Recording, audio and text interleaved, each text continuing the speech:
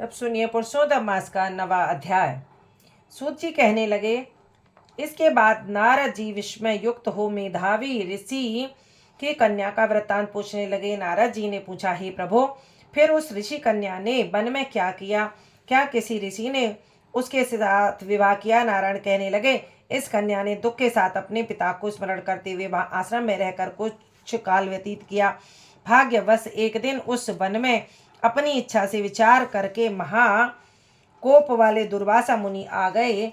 आश्रम में मुनि को आता हुआ देखकर शोक सागर में डूबी हुई उस कुमारी ने उठकर धीरज धारण करके मुनि के चरणों में नमस्कार किया। नमस्कार करके मुनि को अपने आश्रम में लाई। अर्घ्य पाद्य और वन के नाना प्रकार के फलों को आदर करके मुनि का पूजन किया। फिर मुनि कन्या आदर से कहने लगी, हे मुनि, आपको नमस्कार है।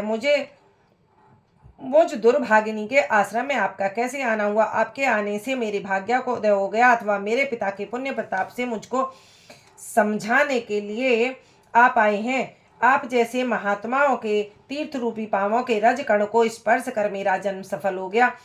जो आप जैसे महात्माओं का मुझको दर्शन हुआ। इस प्रकार कहकर वह बाला उनके आगे चुपचाप होकर बैठ गई। तब दुर्वासा मुनि कुछ हंसकर बोले, धन धन्य धन्य धन्य है ब्राह्मण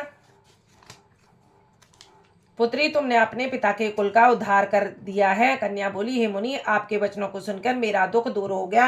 हे मुनि, आप कृपा करके ऐसा उपाय बतलाएं जिससे मेरा दुख दूर हो। मैं दुख शोक में अग्नि की ज्वाला से जल रही हूँ।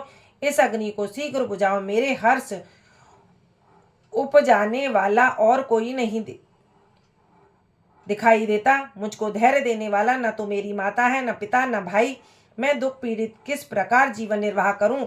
जिस दिशा की ओर देखती हूँ वहीं अंधकार दिखाई देता है। अतः हे तपोनिधे, मेरे दुख को दूर करने का उपाय जल्दी करिए। ऐसा कहकर वह बाला उनके आगे बैठ गई। दुर्वासा मुनि उसके उपाय के वास्ते सोचने लगे। श्री नारायण कहने लगे, हे नारद, जिस प्रकार मुनि कन्या के वचनों को सुनकर मुनि दुर्वासा विचार कर अत्यंत कृपा करके इस बाला को देखकर कुछ हितकारक वचन बोले।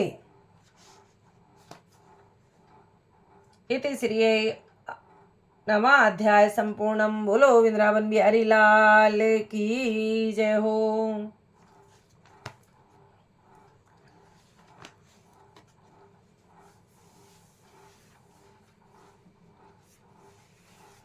अब हम हवन और मंत्रों का जाप करेंगे। लाइव में बने रहें आप सब।